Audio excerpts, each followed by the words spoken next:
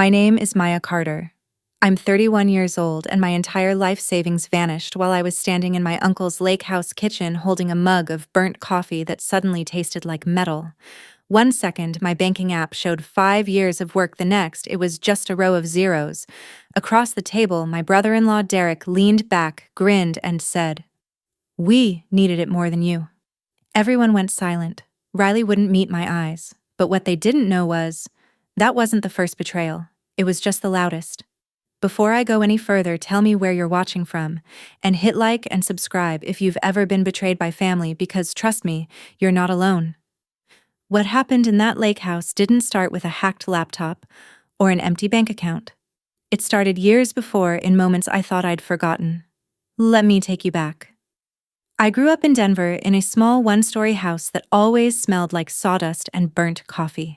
My parents owned a hardware shop attached to the side of the house, the kind with dusty aisles and old country music humming from a radio no one ever turned off.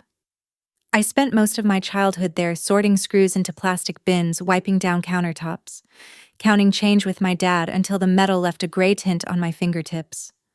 Riley, my younger sister, was never around long enough to get her hands dirty. She'd float in wearing glitter lip gloss and a new excuse, toss her backpack on the floor, and laugh her way into whatever trouble she'd bring home next. Everyone said she was free-spirited. What they meant was, she never faced consequences. Not with my parents, not with anyone. I didn't resent her, not then. But I did learn early that in our family, love wasn't divided equally. It pooled around the person who asked for it the loudest. One night when I was 14, we were sitting at the dinner table, the overhead light buzzing like it might burn out any second.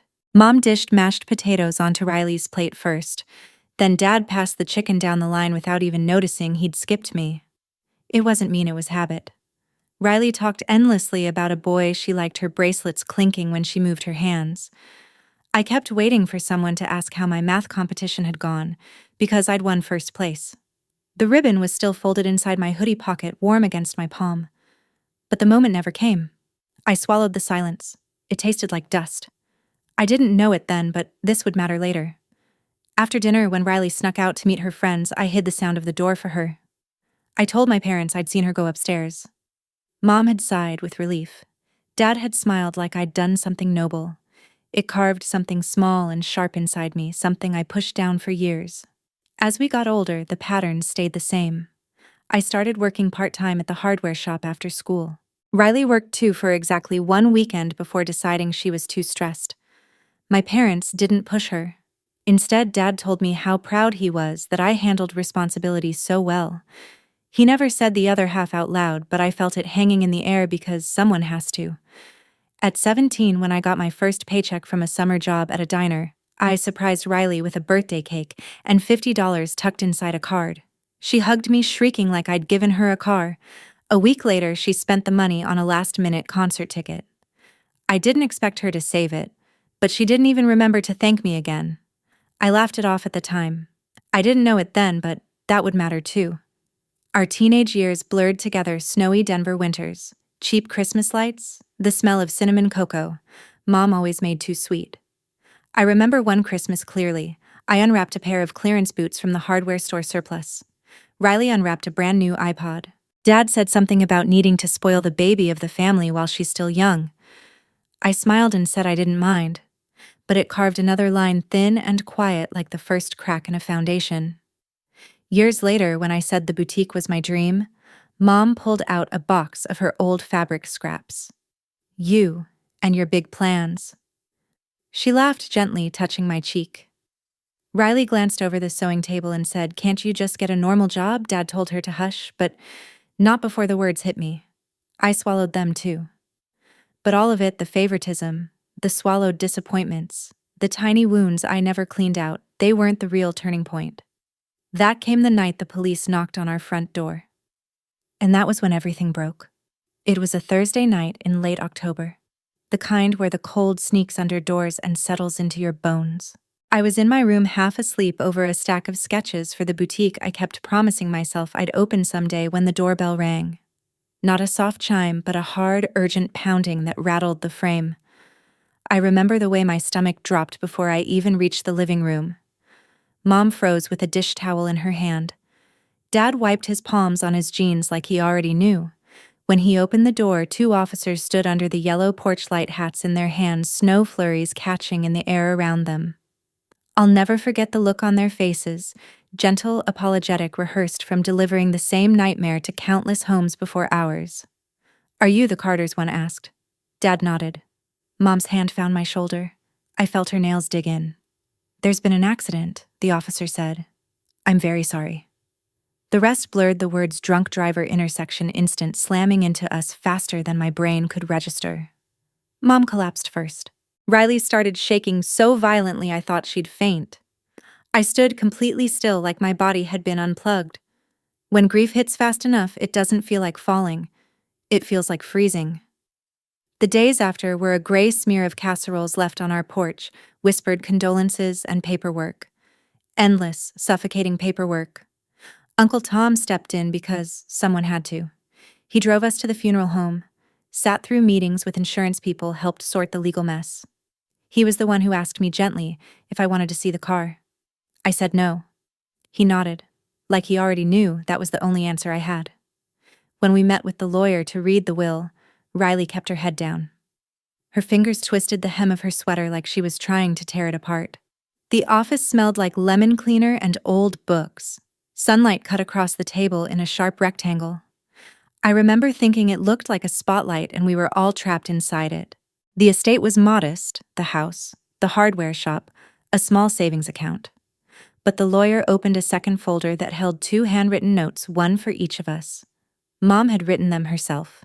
Mine said, "For Maya, use this to build something that belongs to you." Riley said, "For Riley, choose a life that makes you happy." I clutched that note like a lifeline. Riley cried reading hers. But even then, even in grief, there was a subtle shift I didn't fully understand.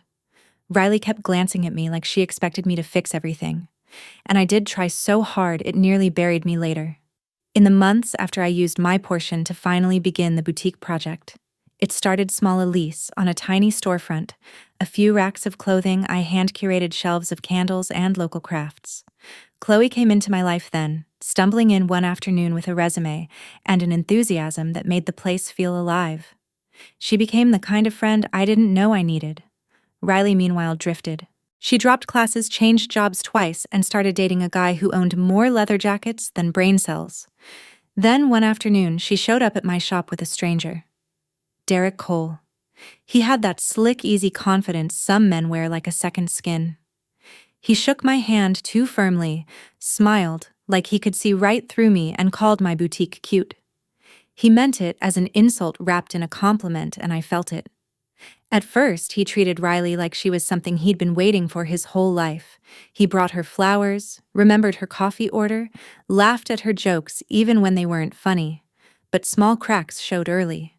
He'd check her phone when she left the room. He'd make comments like, "You're lucky your sister's the responsible one," or, "Good thing Maya keeps money straight, right?" He'd borrow $50 and return 40 with a shrug. But Riley loved him, and when she loved someone, she committed blindly.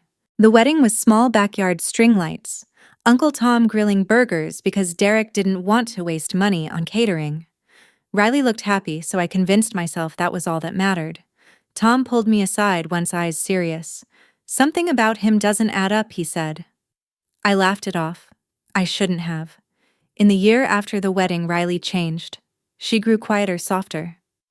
Her laughter, once loud and wild, now flickered like a flame in a drafty room. She canceled lunches with me. She stopped showing up unannounced.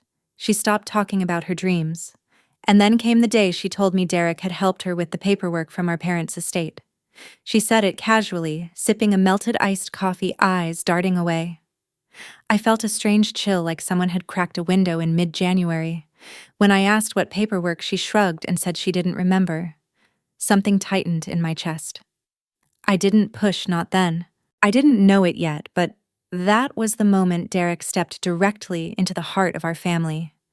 Years passed like that, me working, building the boutique, saving every penny. Riley disappearing into her marriage, Derek always circling the edges with a smirk. All of it led to the lakehouse weekend. All of it was a fuse, burning slowly, quietly toward an explosion I didn't see coming until it was too late. I didn't know it then, but the fire had already started. When Uncle Tom invited everyone to the lake house for a long fall weekend, I told myself it would be good for us. A reset. A chance to breathe in the crisp Colorado air, watch the leaves turn gold, and maybe feel like a family again. I packed sweaters, my sketchbook, and the hope that things between Riley and me weren't as broken as they felt. The lake house sat at the edge of a narrow dock half hidden behind tall pines. When I pulled into the gravel driveway, the air was sharp enough to sting my lungs. I saw Jenna first. She was standing on the porch with a mug of tea, her ponytail swaying in the wind.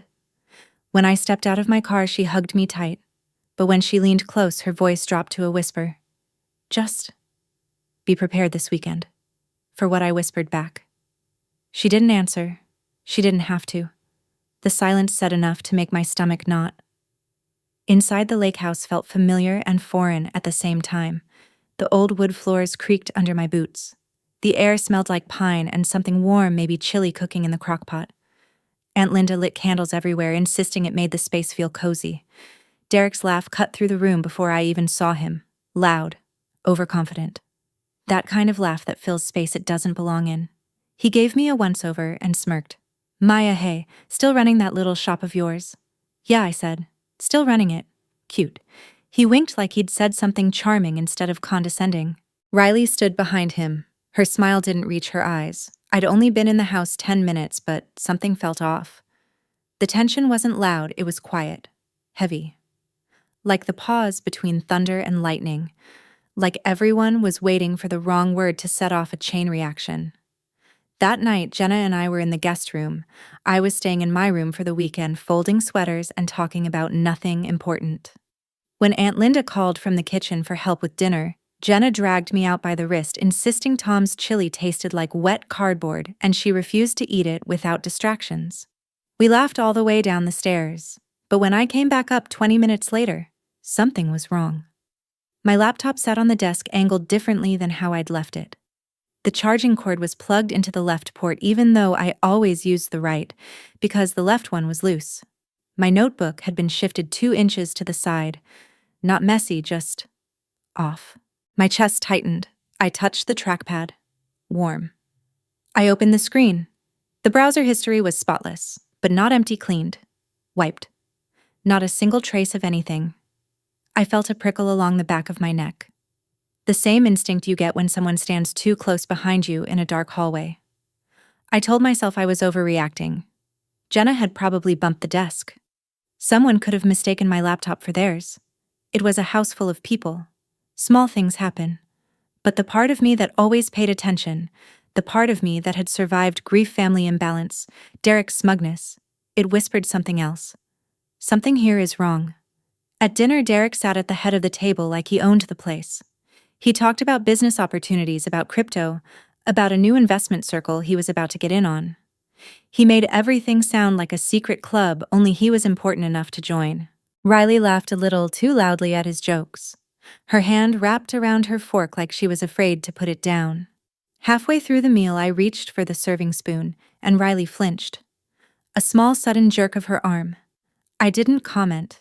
But later, when I handed her a napkin, her sleeve slid back, and I saw a bruise on her wrist. Dark, fresh.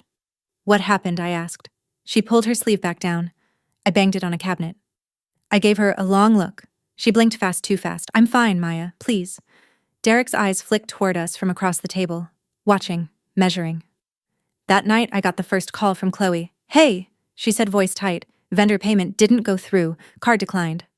That doesn't make sense, I said, stepping out onto the porch so no one would overhear. Cold air slapped my cheeks awake. Just try it again. I did. Twice. Same error. My fingers numbed. Okay, I'll look into it tomorrow. I hung up and stared out over the dark water. The moon shimmered across the lake in broken lines. Broken, just like every instinct inside me suddenly was. Later, when I came back inside to grab a glass of water, I heard a voice. Derek's. Low, sharp, almost hissed. I'll get it. Relax. It's just family money. They're too soft to fight back. I froze at the edge of the hall, heart hammering. Then his tone changed fast, too fast. Yeah, no, I'm just ordering food, babe. I stepped forward, and the porch light caught his face. He was smiling at his phone, but his shoulders were tight, his jaw clenched.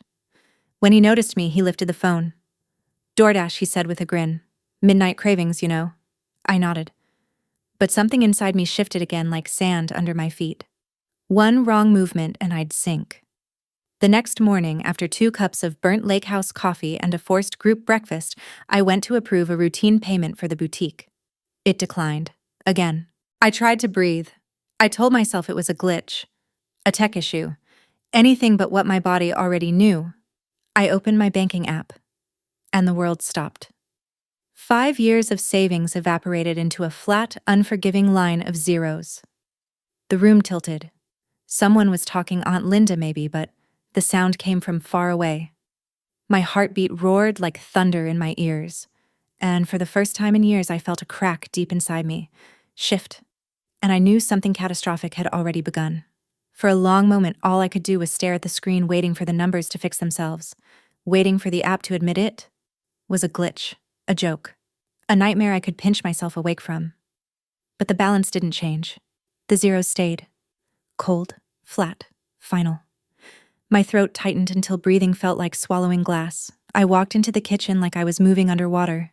Everyone was scattered around the long wooden table, Tom pouring coffee, Aunt Linda cracking eggs, Jenna slicing fruit. Riley sat stiffly, hands wrapped around a mug she wasn't drinking from. Derek stood near the window pretending to inspect the trees like they mattered more than the people in the room. My money's gone, I said. Everything stopped. A fork clattered against a plate. Even the old fridge buzzing in the corner seemed to hush. Tom turned first. Gone? What do you mean gone? I held up my phone. My hand shook just enough to betray me. Transferred out overnight. All of it. Jenna moved toward me instantly. Aunt Linda touched her chest like she might faint. Riley's eyes went glassy, huge, terrified, and guilty. Derek leaned back against the counter, arms crossed, expression unreadable. You call the bank? He asked. His tone was too casual. Too easy, like he was asking whether I'd remembered to lock my car. Yes. My voice felt hollow, like someone else was speaking through my mouth. They said someone logged in from a recognized device. Used my password, my security answers. The room thickened. Aunt Linda gasped softly. Tom straightened, jaw tightening. I looked directly at Derek. You were near my laptop yesterday. Were you in my room? Before he could answer, Riley snapped, voice trembling. Are you accusing my husband? Derek let out a sharp, bitter laugh. Maybe your little business partner messed up. Or maybe he shrugged. You don't know how money works. That's when the tiny ember of anger in my chest flared into something hotter. Show me your bank statements, then I said. If you're so financially stable. His smirk twitched. Just slightly. I don't know you proof. Interesting, because an innocent man would be loudest in defending himself. Riley's fingers trembled around her mug. She whispered barely audible Maya. But Derek cut her off with a glare sharp enough to slice. He pushed off the counter and stepped closer, smirk locked in place like armor. We needed it more than you, he said. Clear, cold, cruel. The words cracked through the room like a gunshot. Aunt Linda gasped. Jenna whispered, Oh, my God. Tom stood so fast his chair scraped the floor, but Riley didn't move. She just sat there, eyes wide like she'd been punched. Something inside me shifted, then not a break, not a collapse. Something cleaner. Colder. A click, like a lock sliding into place. I didn't scream, I didn't cry. I felt nothing except the sharp clarity that hits right before a storm. I see, I said quietly. I grabbed my bag from the back of the chair. My hands were steady now. Too steady. Derek watched me with a grin that showed way too many teeth. What are you doing? He asked. I'm making a call. To who? The people who care about stolen money, I said. You won't mind what happens next. His smirk faltered just for a second, then he barked a laugh. You're not calling anyone. He took a step forward, but Tom moved faster, planting himself between us. Back off, Tom said, voice low, controlled. Derek sneered. She's being dramatic. The money's gone. Done? Buried. She'll never see it again. My heart thudded once, deep and solid. That was all I needed. I stepped around Tom and walked toward the front door. Riley stood abruptly. Derek, stop. Just please. He grabbed her wrist. Hard, hard enough that she winced. That's when something snapped in her too. "Derek, don't," she whispered, shaking.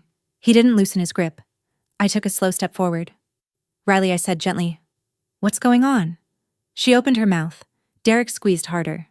"We're leaving," he snarled. "Pack your things. No one is going anywhere until I get answers," I said. He turned on me with a glare, but something new flickered behind it, fear. "Call the police," he taunted. "Tell them you lost your savings. Maybe they'll send someone next week." His arrogance smelled like gasoline in the room. But what he didn't know, what none of them knew, was that 6 months earlier, after a hacking attempt at the boutique, Chloe had insisted I install a security tool.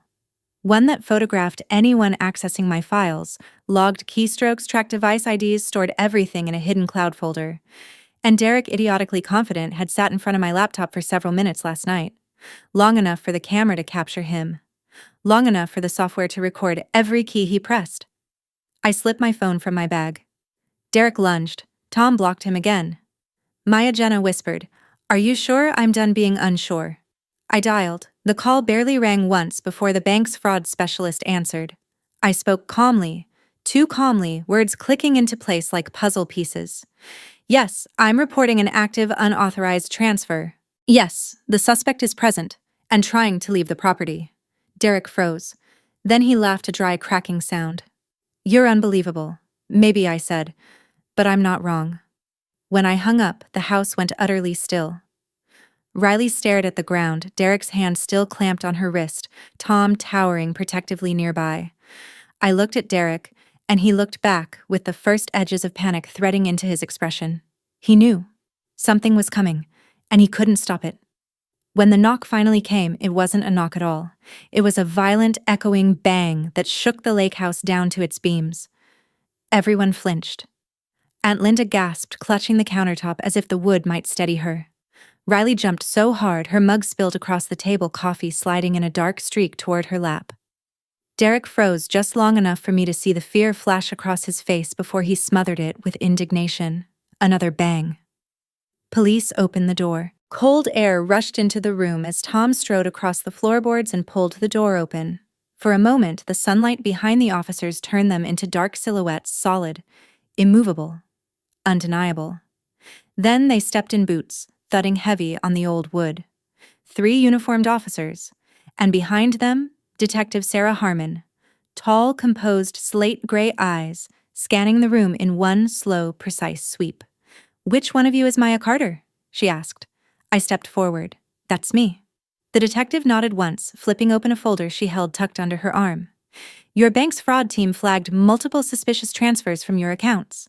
These logins originated from a recognized device and a matching IP address traced to this location." Her words sliced through the room, carving silence in their wake. Derek stepped forward, hands raised like he was the victim here. "That's ridiculous. She clearly messed something up. We're having a family issue, that's all, mister." Cold Detective Harmon cut in. "Is there a reason your name appears on several intermediary transfers connected to the suspect accounts?" Every drop of color drained from Derek's face. I don't know what you're talking about," he stammered. "People hack things all the time." "Interesting," she said calmly, because the login credentials used last night were manually entered, not copied. And they were entered from a laptop registered to Miss Carter. The room spun toward Derek. He licked his lips. Anyone could have used her laptop. "Good," I said softly. "Then you won't mind this." I pulled up my photos, the hidden folder, the security logs. Dozens of time-stamped frames of Derek hunched over my laptop in the dim light of the guest room. His face lit blue by the screen. His fingers tapping keys. His eyes narrowed in concentration. One shot even caught him biting his lip, frustrated when the software prompted a security question only family would know.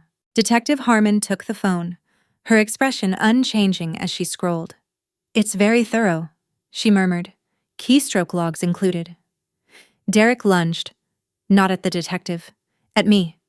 "Give me that." 2 officers grabbed him before he even got close. "Step back," Sir One barked, wrenching his arms behind him. Riley stood frozen, eyes wide, breathing shallow and fast. "Derek, stop," she whispered, "please." But he wasn't listening. He twisted in the officer's grip, spitting venom in every direction. "She set me up. She hates me because I'm successful. She's always been jealous. I felt more than saw Riley flinch at that. Derek kept raging. Riley, tell them I didn't do anything, tell them. But Riley didn't speak. She moved. Slowly, like each step cost her more strength than she had. She reached into her jacket pocket, hands trembling, and pulled out a folded stack of papers. I recognized them instantly: financial documents, loan forms, threatening emails, the ones she had secretly forwarded or printed, the ones she had been too scared to show me. She stepped past Derek's thrashing form and faced the detective. I kept these, she whispered. I didn't know when I'd need them, but he made me sign things. He used my name. He used our parents' estate. I'm so sorry. Detective Harmon took the documents. Her eyes sharpened further as she skimmed. This, she said, is identity theft, fraud, and coercion. She nodded to the officers. Cuff him. Derek's scream cracked through the air. You're nothing without me, he shouted at Riley, voice hoarse, raw. You'll come crawling back. You don't have anything. Riley's voice came out barely louder than a breath. I was nothing with you. The officers snapped the cuffs tight. Metal clinked against his wedding band. Derek jerked, trying to twist free, but it didn't matter. The fight had drained from him. His face twisted into something primal, half fear, half rage, as they marched him toward the door. He looked over his shoulder, straight at me. This isn't over, Maya, he roared. You think you won? You don't know who you're messing with. Detective Harmon stepped into his path, calm as winter. It's over for today. The door slammed behind them. The sound echoed through the lakehouse, rattling picture frames and settling like dust into every corner. Silence followed. Real silence. The kind that fills your lungs after you've been underwater too long. Aunt Linda sobbed softly into her apron. Tom sank into a chair, rubbing his hands over his face. Jenna wrapped her arm around my shoulder, her breath shaking. Riley broke. She collapsed into me, grief and fear and relief pouring out in a rush of trembling breaths. I'm sorry, she choked. I'm so sorry. I should have told you. I should have listened. I didn't know how to leave him. I didn't know how to stop any of it. I held her, tight, for the first time in years, without resentment. Only sorrow, only love, only the promise that this time, finally, I would not let her drown alone. As I looked toward the window where Derek had stood laughing the night before, something inside me settled, hardened, shifted. This wasn't just about money. It never was. It was about reclaiming a life someone tried to steal. And for the first time since I'd opened my banking app that morning, I felt steady, clear, ready. In the days that followed, the lakehouse felt like a completely different place. Quieter, lighter, as if someone had opened every window and let something toxic blow out across the water. But the silence wasn't empty. It was full thick with aftershocks, unspoken apologies, and the strange weight of freedom. Detective Harmon came by twice more that weekend, gathering statements, collecting copies of the laptop logs, photographing the bruises on Riley's wrist. She moved with calm efficiency, but every so often she'd pause, studying a document or a timestamp, with a crease in her brow like she was piecing together a puzzle larger than any of us realized. On her last visit, just before driving back into town, she pulled me aside on the porch. The sun was setting over the lake, staining the water orange and gold. Maya, she said, I need you to prepare yourself. Derek didn't act alone. My pulse flickered. What do you mean? There are patterns? She said quietly. Transfers, encrypted messages, offshore accounts. He was tied to something bigger. We'll need your help as this unfolds. She gave me her card, tapped the corner of it. And be careful. People like him don't always go quietly. Something cold slid down my spine, but underneath it, something steadier rose. Resolve. Maybe even purpose. When Riley and I returned to Denver, she moved into my apartment temporarily. She baked at odd hours, cupcakes at midnight, muffins at dawn, filling the place with a warm vanilla fog that softened everything. Sometimes she'd cry without warning. Sometimes she'd apologize again and again. But slowly she began to breathe like someone no longer bracing for impact. Meanwhile, the boutique opened its doors again. Customers came back. Chloe hugged me so tightly I almost cried. The bank restored most of the stolen funds. Insurance covered what remained. For the first time since the lakehouse, I let myself exhale. A month later, I signed the lease for a second boutique location, something I'd only dreamed of before. I stood inside the empty space, sunlight pooling across the bare floors, and felt something inside me stitch back together. But that night, as I locked up my original shop, my phone buzzed. Unknown number. Just 2 words. You're next. I stared at the message until the streetlights blurred. They thought they'd broken me. But all they'd done was hand me the weapon I needed. If you've ever felt like the outsider in your own family, I want you to hear me now. You're not crazy. You're not overreacting. Sometimes the people who share your blood can wound you deeper than anyone else ever could. And sometimes, the only way to save yourself is to walk straight into the fire and refuse to burn. I'm still picking up the pieces of what happened at that lake house, and I know the story isn't finished yet. So if any part of my journey hit something in you, subscribe. Stay with me. This story isn't over.